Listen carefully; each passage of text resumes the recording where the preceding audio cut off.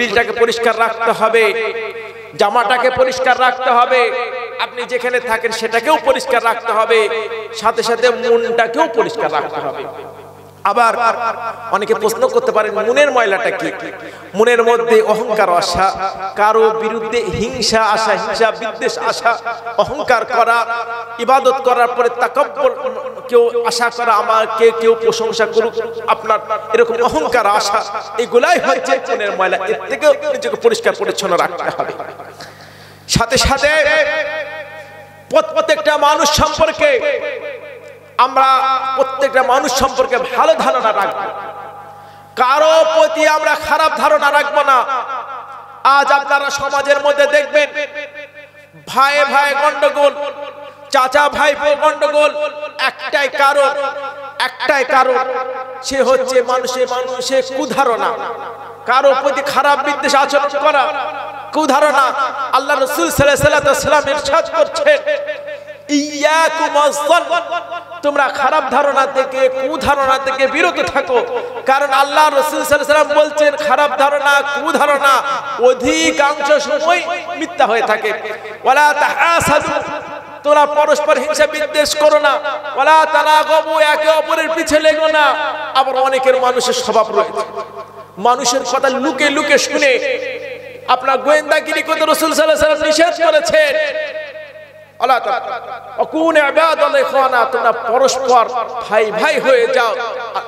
আল্লাহ আমাদের সকলকে বুঝার তৌফিক দান করেন, জোরে বলেন আমিন। আব্বাতে প্রত্যেকটা দিন 100 বার করে দুরূদ পাঠ করতে থাকে। আল্লাহ রাব্বুল আলামিন তার দুই চোখের মাঝখানে লিখে দেন বারাআতুম মিনান নার, অর্থাৎ আল্লাহ তাআলা তাকে জাহান্নামের আগুন থেকে আমার আল্লাহ তাকে মুক্ত ঘোষণা করে দেয়। জোরে বলেন সুবহানাল্লাহ। নারায়ে তাকবীর, নারায়ে তাকবীর। ও বারাআতুম মিনান নিফাক, যে মুনাফিকদেরকে আল্লাহ রাব্বুল আলামিন জাহান্নামের তো 7টা স্তম্ভ রয়েছে। প্রথম স্তম্ভে আপনার যারা গুনাহগার বান্দা তাদের জন্য নির্ধারিত, এরপরে হচ্ছে ইহুদি খ্রিস্টান, এরপরে বিভিন্ন ধরনের স্তম্ভ রয়েছে। আর সবথেকে নিকৃষ্ট স্থান হলো মুনাফিক। আর যারা রাসূলের শানে দুরূদ পাঠ করবে, রাসূলের দুরূদের ওসিলায় সেই মুনাফিকের চরিত্র থেকে আমার আল্লাহ তাকে মুক্ত ঘোষণা করে দিবেন। জোরে সুবহানাল্লাহ। আর দুনিয়ার জমিনে সবথেকে বখিল, সবথেকে কৃপণ ওই ব্যক্তিকেই বলা হয়েছে যে রাসূলের শানে দুরূদ পড়তে চায় না। জোরে বলেন না। অনেকে আবার প্রশ্ন করতে পারেন, আমরা তো একবার দুরূদ পাঠ করব, প্রত্যেকটা মজলিস দুরূদ পড়ার কি এমন প্রয়োজন আছে? আল্লাহ রাসূল সাল্লাল্লাহু আলাইহি ওয়াসাল্লাম ইরশাদ করছেন, যে মজলিসে আমি রাসূলের শানে দুরূদ পড়তে ভুলে গেল, সে যেন আমি রাসূলের শানে দুরূদ পড়তে ভুলে গেল না, সে যেন জান্নাতে যাওয়ার রাস্তাটাই ভুলে গেল। জোরে বলেন না। আসেন না, যে রাসূলের ওসিলায় আল্লাহ এত নিয়ামত দান করেছে, রাসূলের প্রতি, সে নবীর প্রতি আপনার হক রয়েছে, সেই হকটা আপনাকে আমাকে আদায় করতে হবে দুরূদের মাধ্যমে। হাদিসে আছে আল্লাহ রাসূল সাল্লাল্লাহু আলাইহি ওয়াসাল্লাম ইরশাদ করছেন, এক সাহাবী আল্লাহ রাসূলকে জিজ্ঞেস করছেন, ইয়া রাসূলুল্লাহ, হাবিবাল্লাহ, আমরা তো বেঁচে থাকলে আমি রোজ আপনার শানে দুরূদ পাঠ করি, সালাম পেশ করি, কিন্তু আমরা তো জানি মানুষ মারা গেলে মাটির সাথে মিশে যায়, তখন আপনার শানে কিভাবে দুরূদ পাঠ করব? তখন আল্লাহ রাসূল সাল্লাল্লাহু আলাইহি ওয়াসাল্লাম ইরশাদ করছেন, ইন্নাল্লাহা আযজা ওয়া জাল্লা ক্বাদ হাররামা আন তাকুলাল আজদাদ। আম্বি আলাইহিস সালাতু ওয়াস সালাম, মাটি নবী রাসূলদের দেহকে তারা স্পর্শ করতে পারে না। কিয়ামত পর্যন্ত তাদেরকে যে অবস্থার মধ্যে রাখা হয়, কিয়ামত পর্যন্ত তারা সেই অবস্থার মধ্যে থাকে। জোরে বলুন সুবহানাল্লাহ।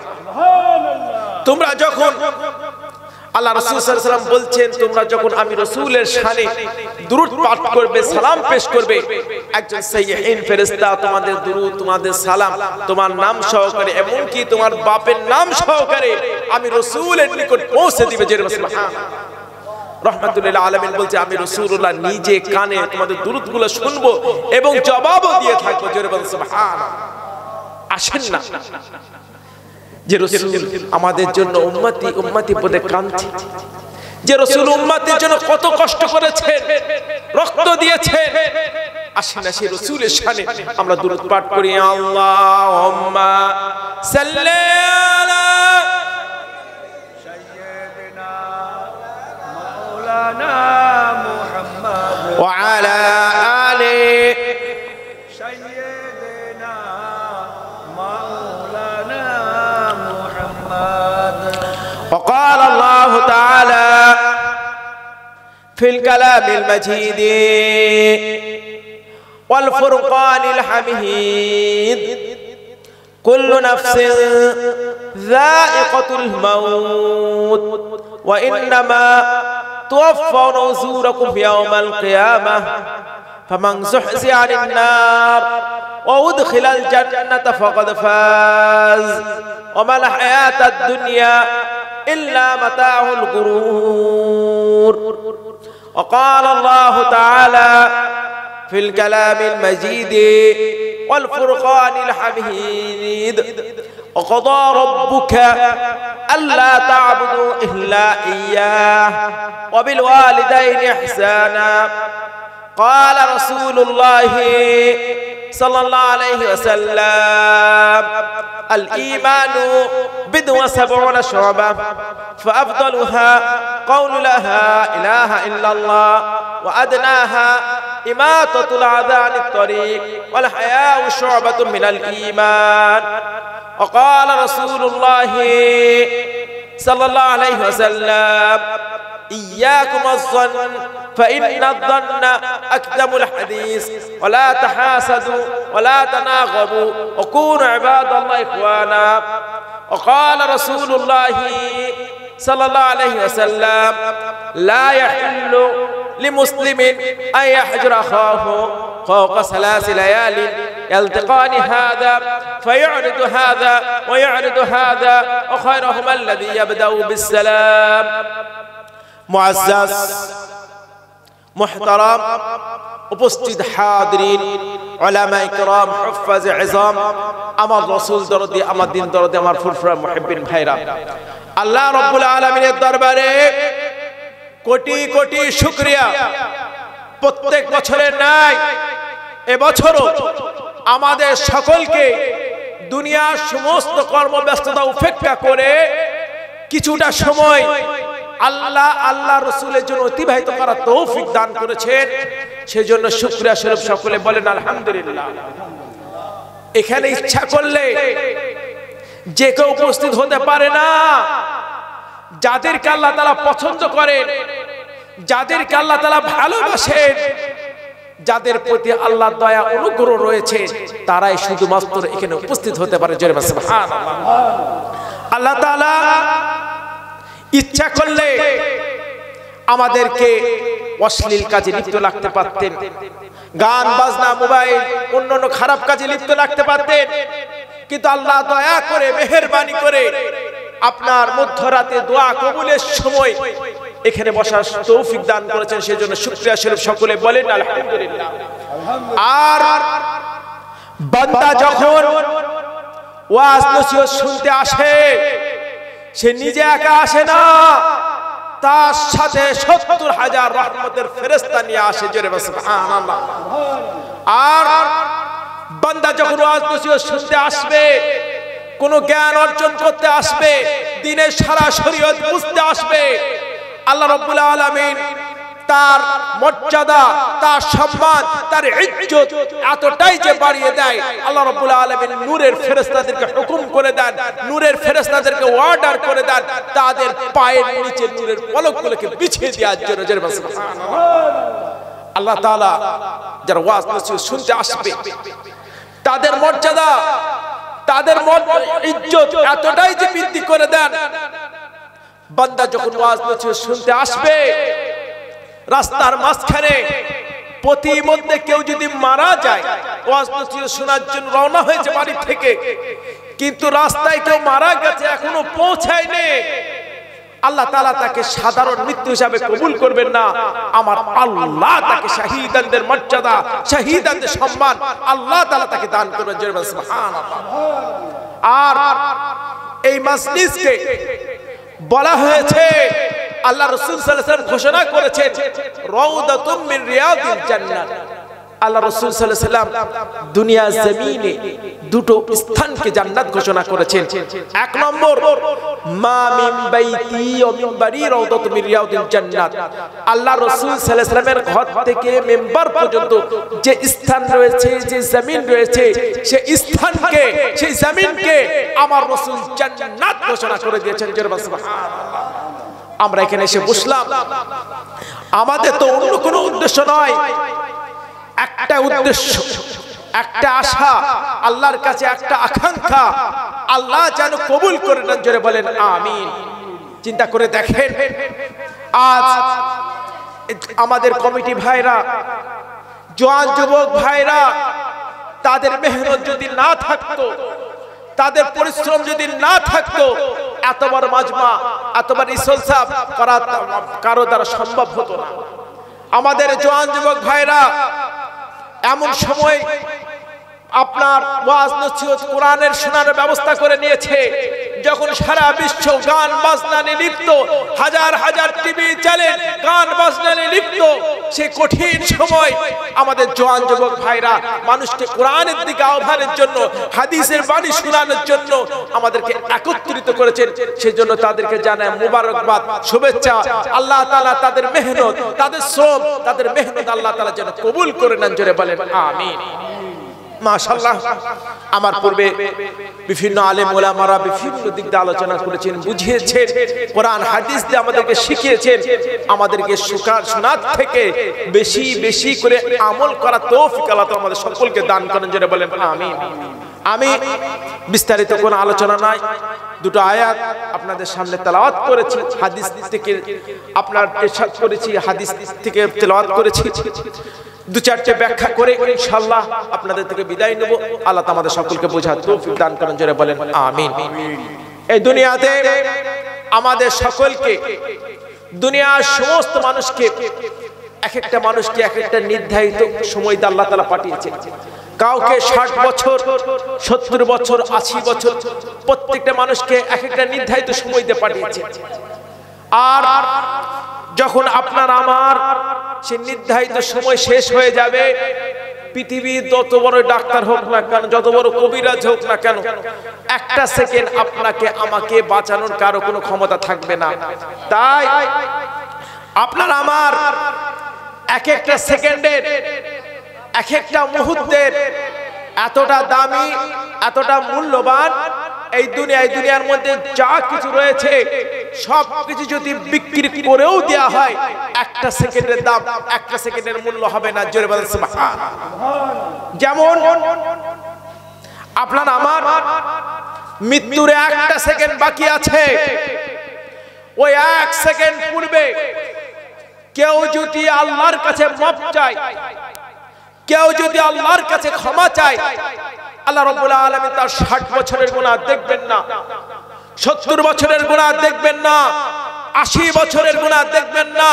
আল্লাহর কাছে মাফ চাওয়ার সাথে সাথে সে ব্যক্তি যত বড় গুনাহগার হোক না কেন, এক সেকেন্ডে আল্লাহ রাব্বুল আলামিন তার সারা জীবনের গুনাহ খাতা আল্লাহ মাফ করে দিবেন। সুবহানাল্লাহ। সেজন্যই তো আল্লাহ রাব্বুল আলামিন কালামে পাকে ইরশাদ করছেন, ইন্নাল্লাহা ইউহিব্বুত তাওয়াবিনা ওয়া ইউহিব্বুল মুতাতাহহিরিন। আমার আল্লাহ যারা পরিষ্কার পরিচ্ছন্ন থাকে তাদেরকে পছন্দ করে, এবং যারা তওবা ইস্তেগফার করে তাদেরকে আল্লাহ তাআলা পছন্দ করেন। জোরে বলেন সুবহানাল্লাহ। শরীরটাকে পরিষ্কার রাখতে হবে। অনেকের মধ্যে আবার রয়েছে আপনার শরীরে গাদে গন্ধ বেরোয়, ময়লা আবর্জনা, মনে করে এর মধ্যে কোনো ফজিলত রয়েছে, এর মধ্যে নোংরার মধ্যে কোনো ফজিলত নেই। আমার আল্লাহ আতহুর শাতুরুল ঈমান, পবিত্রতা ঈমানের অঙ্গ। যারা পরিষ্কার পরিচ্ছন্ন থাকে আমার আল্লাহ তাদেরকে পছন্দ করেন। শরীরটাকে পরিষ্কার রাখতে হবে, জামাটাকে পরিষ্কার রাখতে হবে, আপনি যেখানে থাকেন সেটাকেও পরিষ্কার রাখতে হবে, সাথে সাথে মনটাকেও পরিষ্কার রাখতে হবে। আবার অনেকে প্রশ্ন করতে পারেন মনের ময়লাটা কি? মনের মধ্যে অহংকার আসা, কারো বিরুদ্ধে হিংসা আসা, হিংসা বিদ্বেষ আসা, অহংকার করা, ইবাদত করার পরে তাকাব্বুর, কেউ আশা করা আমাকে কেউ প্রশংসা করুক, আপনার এরকম অহংকার আসা, এগুলাই হচ্ছে মনের ময়লা। এর থেকে নিজেকে পরিষ্কার পরিচ্ছন্ন রাখতে হবে। সাথে সাথে প্রত্যেকটা মানুষ সম্পর্কে আমরা ভালো ধারণা রাখবো, কারো প্রতি আমরা খারাপ ধারণা রাখবো না। আজ আপনারা সমাজের মধ্যে দেখবেন ভাই ভাই গন্ডগোল, চাচা ভাই গন্ডগোল, একটাই কারণ সে হচ্ছে মানুষের কুধারণা, কারো প্রতি খারাপ বিদ্বেষ আচরণ করা, কুধারণা। আল্লাহ রাসূল সাল্লাল্লাহু আলাইহি ওয়াসাল্লাম ইরশাদ করছেন, ইয়াকুম আয-যন্ন, তোমরা খারাপ ধারণা থেকে, কুধারণা থেকে বিরত থাকো। কারণ আল্লাহ রাসূল সাল্লাল্লাহু আলাইহি ওয়াসাল্লাম বলছেন খারাপ ধারণা, কুধারণা অধিকাংশ সময় মিথ্যা হয়ে থাকে। ওয়ালা তাহাসাদু, তোমরা পরস্পর হিংসা বিদ্বেষ করো না। ওয়ালা তানাগাবু, একে অপরের পিছে লেগো না। আবার অনেকের মানুষের স্বভাব রয়েছে, মানুষের কথা লুকে লুকে শুনে আপনার গোয়েন্দাগিরি করতে রাসূল সাল্লাল্লাহু আলাইহি ওয়াসাল্লাম নিষেধ করেছেন। তোমরা পরস্পর ভাই ভাই হয়ে যাও। আল্লাহ তাআলা আমাদের সকলকে বুঝার তৌফিক দান করেন, জোরে বলেন আমিন। আবার এমনও জায়গায় দেখা যায় এক ভাই আরেক ভাইয়ের সাথে 2 দিন 3 দিন, প্রায় 2 বছর 3 বছর, আমি তো এক জায়গায় খবর পেলাম এক ভাই আরেক ভাইয়ের সাথে 42 বছর ধরে কথা বন্ধ করে রেখে দিয়েছে, জোরে বলেন নাউযুবিল্লাহ। আল্লাহ রাসূল সাল্লাল্লাহু আলাইহি ওয়াসাল্লাম ইরশাদ করেছেন, লা ইয়াহিল্লু লিমুসলিমিন আন ইয়াহজুরা আখাহু ফাওকা সালাসি লায়ালিন, এক ভাই আরেক ভাইয়ের প্রতি 3 দিনের বেশি কথা বন্ধ রাখা, আমি নিজের থেকে বলছি না, আল্লাহর রাসূলের হাদিস। আল্লাহ রাসূল সাল্লাল্লাহু আলাইহি ওয়াসাল্লাম বলছেন এক ভাই আরেক ভাইয়ের সাথে 3 দিনের বেশি কথা বন্ধ রাখা আল্লাহ রাসূল সাল্লাল্লাহু আলাইহি ওয়াসাল্লাম জায়েজ করেননি। একজন এদিকে আসলে আরেকজনের দিকে চলে যায়, আর এদের মধ্যে সবথেকে সম্মানিত, এদের মধ্যে সবথেকে ভালো, এদের মধ্যে আল্লাহ তাআলা তাকেই পছন্দ করেন, তাকেই ভালোবাসেন যে ব্যক্তি আগে সালাম দিয়ে দেয়, জোরে বলেন সুবহানাল্লাহ। সেজন্য প্রত্যেকের প্রতি আমরা ভালোবাসা, ভালো ধারণা রাখবো, কারো প্রতি আমরা খারাপ ধারণা রাখবো। দুদিনের দুনিয়া, আজ হোক কাল হোক, আপনাকে তো আমাকে তো চলে যেতে হবে। চিন্তা করে দেখেন কি এমন আমল রয়েছে, কি এমন জিন্দেগি রয়েছে যে আল্লাহর সামনে আমাকে দাঁড়াতে হবে। প্রত্যেকটা মানুষকে তো দাঁড়াতে হবে, কোন আমল নিয়ে দাঁড়াবো? সেজন্য মানুষের প্রতি আমরা সবসময় খারাপ ধারণা রাখবো, ভালো ধারণা রাখবো। আল্লাহ তাআলা আমাদের সকলকে বুঝার তৌফিক দান করেন, জোরে বলেন আমিন। একটা হাদিস আয়েশা রাদিয়াল্লাহু আনহা বলছেন, আয়েশা রাদিয়াল্লাহু আনহা আল্লাহ রাসূল সাল্লাল্লাহু আলাইহি ওয়াসাল্লাম, আল্লাহ আয়েশা রাদিয়াল্লাহু আনহা বলছেন, হে আয়েশা, আজকে তুমি যা চাবে আমি আল্লাহ তোমাকে দিয়ে দেব, জোরে বলেন সুবহানাল্লাহ। আজকে তুমি যে জিনিসটা চাবে। তখন আয়েশা রাদিয়াল্লাহু আনহা বলছেন, ঠিক আছে, আমি কি এই বিষয়টা নিয়ে আমি আব্বাজানের সাথে পরামর্শ করতে পারবো, আবু বকরের সাথে, আমার আব্বাজান আবু বকরের সাথে পরামর্শ করতে পারবো? তখন আল্লাহ রাসূলের সাথে অনুমতি দিলেন, আবু বকরের কাছে গেলেন, পরামর্শ করলেন। হে আবু বকর, আব্বাজানের কাছে গিয়ে বলতেন, আল্লাহ রাসূল সাল্লাল্লাহু আলাইহি ওয়াসাল্লাম এরকম একটা কথা বলেছেন, আমি কি চাবো, কি এমন জিনিস চাবো? তখন আল্লাহ রাসূল আবু বকর সিদ্দিক ওনার সন্তানকে, আপনার আম্মা জান আয়েশা রাদিয়াল্লাহু আনহাকে বলছেন, আল্লাহর সাথে আপনার শবে মেরাজের দিনে কি কি বিষয় আলোচনা হয়েছিল, যে বিষয়টা নিয়ে আমাদের সাথে আপনি খুলাসা কোনো কথা বলেন, সেই বিষয় নিয়ে জানতে চান। তখন আয়েশা রাদিয়াল্লাহু আনহা আল্লাহ রাসূল সাল্লাল্লাহু আলাইহি ওয়াসাল্লামের কাছে আসলেন, বললেন, আল্লাহ পুরো ঘটনা বলেন, বলে কি এই কথাটা আবু বকর ছাড়া অন্য কোন কথা হতে পারে না। লাস্ট তোমাদেরকে যে কথাটা আমি বলিনি, যদি এক ভাই আরেক ভাইয়ের প্রতি গন্ডগোল, মীমাংসা, আপনার গন্ডগোল ছিল, কেউ যদি সেই গন্ডগোলটা মিটিয়ে দেয়, আল্লাহ তার জন্য খুশি হয়ে যায়, জোরে বলেন সুবহানাল্লাহ। এই কথাটা বলে আবু বকর রাদিয়াল্লাহু আনহু কাছে বললেন, আবু বকর সিদ্দিক হাসছেন, আবার কাঁদতে শুরু করে দিলেন। কাঁদতে কাঁদতে তখন জানা হলো একবার হাসলেন আবার কাঁদলেন কেন? তখন আবু বকর সিদ্দিক রাদিয়াল্লাহু বললেন যে আমি হাসার কারণটা আল্লাহ খুশি হয়ে যান সেজন্য আমার হাসি লেগেছে। আর কেউ যদি কারো প্রতি গন্ডগোল লেগে দেয়, একজন আরেকজনের প্রতি দ্বন্দ্বগোল লেগে দেয়, আপনার তার পরিণতি কেমন হবে সেটা চিন্তা করে আমি কান্নাকাটি করছি। মিডিয়া আছে, আমরা সকলে চাবো একে অপরের প্রতি মিলমাশা। আল্লাহ তাআলা আমাদের সকলকে বোঝার তৌফিক দান করেন, জোরে বলেন আমিন। এই দুনিয়া ছেড়ে প্রত্যেকটা মানুষকে তো চলে যেতে হবে। আপনার আল্লাহর সামনে প্রত্যেকটা মানুষকে তো দাঁড়াতে হবে। আল্লাহ রাব্বুল আলামিন মানুষকে টাকা দিয়ে পরীক্ষা করেন, মানুষকে অর্থ দিয়ে পরীক্ষা করেন, মানুষকে ক্ষমতা দিয়ে পরীক্ষা করেন। সে টাকা পেয়ে, অর্থ পেয়ে, ক্ষমতা পেয়ে মানুষের সাথে সে ব্যক্তি কেমন আচরণ, টাকা দিয়ে পয়সা দিয়ে আপনার ক্ষমতা আপনার দিয়ে আল্লাহ তাআলা বান্দাকে পরীক্ষা করেন সে কেমন আচরণ করে। ঠিক তেমনি ভাবে সিরিয়াতে বাশার বিন আসাদ মানুষকে কত কষ্ট দিয়েছে, কত অত্যাচারের সীমানা ছড়িয়ে গেছে। আপনার 30,000 মানুষকে জেলখানার মধ্যে হত্যা করেছে। কত কত আপনার সুন্নি আলেমদেরকে মেরেছে, সুন্নি মেয়ে ছেলেদেরকে নিয়ে বিক্রি করে দিয়েছে, অত্যাচার করেছে। এরপরে আল্লাহ যখন হুকুম হয়ে গেছে, আল্লাহ যখন অর্ডার হয়ে গেছে, যখন আল্লাহর বাহিনীরা যখন প্রবেশ করছে, আল্লাহর বাহিনীরা যখন প্রবেশ করছে, তাদের মুখে অন্য কোনো আওয়াজ ছিল না, একটাই আওয়াজ আল্লাহু আকবার বলে তখন তারা সিরিয়ার দামেস্কে প্রবেশ করেছে। মুসলমানের হবে একটাই আওয়াজ আল্লাহু আকবার। আবার অনেক মানুষ রয়েছে, এক একটা মানুষ আবার এক একটা তাকবীর আপনার ঘোষণা করছে। ইসলাম ধর্ম পরিপূর্ণ ধর্ম, কারো সাথে কারো অন্য কোনো ধর্মের কিছু নেয়ার কোনো জায়গা নেই। পরিপূর্ণ ধর্ম ইসলাম, পরিপূর্ণ ধর্ম। এমন কোন তাকবীর আমরা দেব না যে অন্য মুসলমান গায়রে মুসলমানরা কষ্ট পাক, এমন কোনো কথা বলবো না, এমন কোনো আচরণ করব না। আমরা পরস্পর মিলেমিশে থাকবো।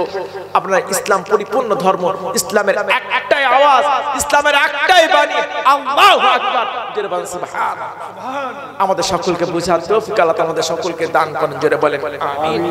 সেজন্য সকলের প্রতি আমরা ভালো ধারণা রাখবো, কারো প্রতি আমরা খারাপ ধারণা রাখবো না। ভাই ভাই হিসাব বিদ্বেষ ভুলে গিয়ে আমরা একত্রভাবে আমরা থাকবো। আল্লাহ আমাদের সকলকে বোঝার তৌফিক দান করেন, যারা বলেন আমিন।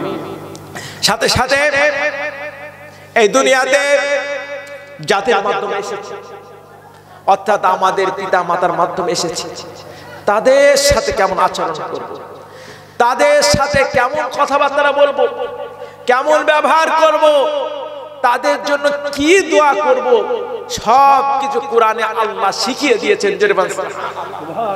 ওয়াকাদা রাব্বুকা আল্লা তা'বুদু ইল্লা ইয়্যাহ। আল্লাহ রাব্বুল আলামিন জোর নির্দেশ দিচ্ছেন, হুকুম করে দিচ্ছেন, তোমাদের পিতা মাতার প্রতি উত্তম আচরণ করো। জোরে বলেন সুবহানাল্লাহ। আল্লাহ রাব্বুল আলামিন কালামে পাকে বলছেন, আনিশকুরলি ওয়ালি ওয়ালিদাইক, হে আমার বান্দা আমি আল্লাহর শুকরিয়া আদায় করো, সাথে সাথে মাতা পিতার শুকরিয়া আদায় করো। চিন্তা করে দেখেন, হাজার হাজার কোটি কোটি নিয়ামত আল্লাহ দান করেছেন, সে আল্লাহ রাব্বুল আলামিনের শুকরিয়া। কত নিয়ামত আল্লাহ আমাদেরকে দান করেছেন, হাজার হাজার কোটি কোটি নিয়ামতের মধ্যে আল্লাহ তাআলা ভাসিয়ে রেখে দিয়েছেন। আর সবথেকে শ্রেষ্ঠ নিয়ামত আল্লাহ তাআলা দান করেছেন ঈমান। আল্লাহ দান করেছেন, সুবহানাল্লাহ। যার ঈমান নেই তার কোনো দামই নেই, তার কোনো মূল্য নেই। আর একজন ঈমানদারের মর্যাদা, একজন ঈমানদারের সম্মান আল্লাহ রাব্বুল আলামিন যে আরশে আজিমের মধ্যে উপবিষ্ট রয়েছেন, তার থেকেও একজন ঈমানদারের মর্যাদা, একজন ঈমানদারের সম্মান আল্লাহর কাছে তার থেকেও বেশি। জোরে বলেন সুবহানাল্লাহ। সেজন্য মোজাম দাদা হুজুর পীর রাহমাতুল্লাহ আলাইহি বাংলা জমিনে যেখানেই যেতেন একটাই কথা, একটা আওয়াজ, বাবারা তোমরা ঈমানটাকে বাঁচাও, ঈমানটাকে বাঁচাও, ঈমানটাকে বাঁচাও। যে আল্লাহ রাব্বুল আলামিন না চেতে এত বড় সম্পদ আল্লাহ তাআলা আমাদেরকে দান করেছেন। আল্লাহ রাব্বুল আলামিনের শুকরিয়া আপনাকে আমাকে আদায় করতে হবে কমসে কম 5 ওয়াক্ত নামাজের মাধ্যমে। জোরে বলেন সুবহানাল্লাহ। এতে কোনো অজুহাত চলবে না। নামাজ পড়তে বলা হয় কাপড় আপনার কাপড় অপরিষ্কার রয়ে গেছে, আর রোজা রাখতে গেলে রোজাটা রাখছে পেটে গ্যাস হয়ে গেছে, তার গ্যাস আর কখনো ভালো হবে না। আল্লাহ আমাদের সকলকে বোঝার তৌফিক দান করেন। আল্লাহ শুকরিয়া আপনাকে আমাকে আদায় করতে হবে 5 ওয়াক্ত আপনার নামাজের মাধ্যমে। এবার পিতা মাতার শুকরিয়া কিভাবে আদায় করব? পিতা মাতার শুকরিয়া আপনাকে আমাকে আদায় করতে হবে কমসে কম তাদের জন্য দোয়ার মাধ্যমে। জোরে বলুন সুবহানাল্লাহ। দেখবেন যে সন্তান পিতা মাতার অবাধ্য, পিতা মাতার কথা শুনে না, তাদের পিছনে টাকা পয়সা অর্থ ব্যয় করে না, এমনকি তাদের জন্য দোয়াও চায় না, দেখবেন একটা বালা, একটা মুসিবত, একটা পেরেশানি তাদের জন্য লেগেই থাকে। জোরে বলেন নাউজুবিল্লাহ। আর কোন পিতা মাতা যদি সন্তানের প্রতি খুশি হয়ে যায়, স্বয়ং আল্লাহ তার জন্য খুশি হয়ে যায়। জোরে বলেন সুবহানাল্লাহ। নারায়ে তাকবীর, নারায়ে তাকবীর। তাকে অর্থের পিছ তাকে দৌড়াতে হয় না, টাকার পিছ তাকে দৌড়াতে হয় না। ওই মাতা পিতা দুয়ার ওসিলায় এই দুনিয়ার মধ্যে যা কিছু রয়েছে সবকিছু তার জন্য আল্লাহ তাআলা, মাতা পিতা দুয়ার ওসিলা তার জন্য আল্লাহ তাআলা সবকিছু গোলাম করে দেয়। জোরে বলেন সুবহানাল্লাহ। অর্থাৎ পিতা মাতার সন্তুষ্টি আল্লাহর সন্তুষ্টি। জোরে বলেন সুবহানাল্লাহ। সে পিতা মাতার সাথে আমরা কেমন আচরণ করছি, কেমন কথাবার্তা বলছি, তাদের একটা বদদোয়া জীবনটা ধ্বংস হওয়ার জন্য যথেষ্ট, তাদের একটা দোয়া সারা জীবনের জন্য সফলতা। জোরে বলেন সুবহানাল্লাহ। আর অনেকে পিতা মাতা রয়েছে সন্তানকে বদদোয়া করে, বদদোয়া করবেন না, তাদের জন্য দোয়া করবেন। কারণ মক্কা শরীফের একজন ইমাম ছিলেন, মানে তাকে একবার প্রশ্ন করা হয়েছিল আপনি কাবা শরীফের ইমামটা কিভাবে হলেন? তখন তার প্রশ্নের উত্তরে বলেছিলেন আমার আম্মার বদদোয়াতে। আম্মার বদদোয়াতে মানে? তখন ছোটবেলাকার ঘটনা খুলে বলেন, ছোটবেলায় আমি অত্যন্ত দুষ্টু প্রকৃতির সন্তান ছিলাম, মানুষকে কষ্ট দিতাম। কোন মানুষ যখন এসে আমার আম্মাজানকে নালিশ দিত, তখন আম্মাজান একটাই কথা বলতো, আল্লাহ যেন তোকে কাবা শরীফের ইমাম করে দেয়। কোন কথা বলতো, আল্লাহ যেন তোকে কাবা শরীফের ইমাম করে দেয়। সেই মায়ের বদদোয়ার ওসিলায়, মায়ের সেই দুয়ার ওসিলায় আল্লাহ রাব্বুল আলামিন সত্যি সত্যি কাবা শরীফের ইমাম হিসেবে আল্লাহ কবুল করে নিয়েছেন। জোরে বলেন সুবহানাল্লাহ। সেজন্য সন্তানের প্রতি দোয়া করবেন, বদদোয়া করবেন না, সবসময় দোয়া করবেন। আল্লাহ তাআলা আমাদের সকলকে বোঝার তৌফিক দান করেন। জোরে বলেন আমিন। জুরাইব নামক একজন ব্যক্তি ছিলেন, তিনি অত্যন্ত নামাজটাকে ভালোবাসতেন, নামাজ পড়তেন, আল্লাহকে ডাকতেন, স্মরণ করতেন। নামাজ আদায় করার জন্য একটা ঘর করে নিয়েছিলেন, সেখানে উনি নামাজ পড়তেন, আল্লাহকে ডাকতেন। এমন সময় ওনার আম্মা ডাকছেন, জুরাইব কোন সারা শব্দ দেয় না। আল্লাহ তাআলা পিতা মাতার এত মর্যাদা, এত সম্মান দান করেছেন। নফল নামাজ, আপনার ফরজ নামাজ ছেড়ে দেন, নফল নামাজে কেউ যদি ডাকে, পিতা মাতা ডাকে, আমার আল্লাহ বলছে তোমার নামাজটাকে ছেড়ে দিয়ে তোমার পিতা মাতার ডাকে তুমি সাড়া দাও। জোরে বলেন সুবহানাল্লাহ। নামাজের মধ্যে দাঁড়িয়েছে জুরাইব, কোন সারা শব্দ দেয় না। দ্বিতীয় দিন আবারও ডাকছে জুরাইব, কোন সারা শব্দ নেই। তৃতীয় দিন আবারও ডাকে জুরাইব, কোন সারা শব্দ নেই। তখন ওনার আম্মা জান একটা বদদোয়া করে দিয়ে গেছিল, আল্লাহ তাআলা তোকে জিনার অপবাদ না দিয়ে যেন মৃত্যু যেন না দান করে। চিন্তা করে দেখেন, এখানে জুরাইব কোনো খারাপ কোনো কাজ করেনি, আল্লাহর সামনে দাঁড়িয়েছিল। ওই গ্রামে একটা খারাপ মেয়ে ছেলে ছিল, তিনি গ্রামবাসীদেরকে বলে আমি ইচ্ছা করলে দুনিয়ার সমস্ত মানুষকে ধোঁকা দিতে পারবো। তখন গ্রামবাসীরা বলে দুনিয়ার সমস্ত মানুষকে যদি ধোঁকা দিতেও পারো, আমাদের জুরাইবকে তুমি ধোঁকা দিতে পারবে না। জোরে বলছো। জুরাইবের কাছে এসে খারাপ মেয়ে ছেলেটা খারাপ প্রস্তাব দেয়। জুরাইব লাঠি সুটাতে মেরে ধরে তাড়িয়ে দেয়। তার ইজ্জতটাকে বাঁচানোর জন্য একটা রাখাল ছেলের সাথে মিলামেশা করার পরে তার পেটে সন্তান হয়। সন্তান যখন ভূমিষ্ঠ হয়, ভূমিষ্ঠ হওয়ার 2-3 মাস পরে সমস্ত গ্রামবাসীকে দেখিয়ে দেয়, দেখো এটাই হচ্ছে জুরাইবের সন্তান। জোরে বলেন না। গ্রামবাসীর অত্যন্ত রেগে যায়, যাকে একটু ভালোবাসতাম, এত শ্রদ্ধা করে রাখতাম। এরপরে সে জুরাইব যে ঘরটা করেছিল সে ঘরটাকে ভেঙে দেয়। ভেঙে দেওয়ার পর মারধর করে, বলে আমাকে মারধর কেন করছো? তোমাকে তো মনে করলাম আল্লাহর ওলি। তখন বলে আমাকে তাহলে ওই এর কাছে নিয়ে চলো, সন্তানের কাছে নিয়ে চলো। সন্তানের কাছে নিয়ে যাওয়ার পরে বলে আমাকে 2 রাকাত নামাজ পড়ার সুযোগ দাও। 2 রাকাত নামাজ আদায় করে, নামাজ আদায় করার পরে ওই সন্তানের মুখের মধ্যে টুকা দিয়ে বলে তুমি কার সন্তান? আল্লাহ। 2-3 মাস বয়স, তার সন্তানের জবান আল্লাহ খুলে দেয়, জোরে বলে সুবহানাল্লাহ। বলে আমি হলো অমুক রাখাল ছেলে। এরপরে গ্রামবাসীরা অত্যন্ত লজ্জিত হয়। লজ্জিত হওয়ার পরে বলে আমরা তো ভুল করে ফেলেছি, আমরা সোনা দিয়ে আপনার ঘরটা নির্মাণ করব। বলে সোনা টোনা দরকার নেই, আমার যেমন ছিল তেমন নির্মাণ করে দাও, আমাকে অবস্থায় ফিরে দাও। এরপরে তিনি আবারও ইবাদত শুরু করে দেন। আল্লাহ রাসূল সাল্লাল্লাহু আলাইহি ওয়াসাল্লাম বলছেন, জুরাইব চিন্তা করে দেখেন এখানে কোনো খারাপ কাজ করেনি, নামাজের মধ্যে দাঁড়িয়েছিল, আল্লাহকে ডেকেছে, দুনিয়াবি কোনো কাজ করেনি, আল্লাহর জন্য দাঁড়িয়েছিলেন। এরপরও আল্লাহ তাআলা তার মায়ের বদদোয়াটা কবুল করেছেন। আল্লাহ রাসূল সাল্লাল্লাহু আলাইহি ওয়াসাল্লাম বলছেন তার মা যদি এর থেকে যদি আরো কোনো কঠিন বদদোয়া করত সেটাই তার প্রতি নাজিল হয়ে যেত। জোরে বলেন নাউযুবিল্লাহ। আসে যে পিতা মাতার ওসিলা আমরা দুনিয়াটা দেখেছি, আসে নিজের জীবনটাকে পরিবর্তন করি, তাদের সেবা যত্ন করে আমরা যেন জান্নাত নিতে পারি, সেই তৌফিক, সেই ক্ষমতা আল্লাহ তাআলা আমাদের সকলকে দান করেন। জোরে বলেন আমিন।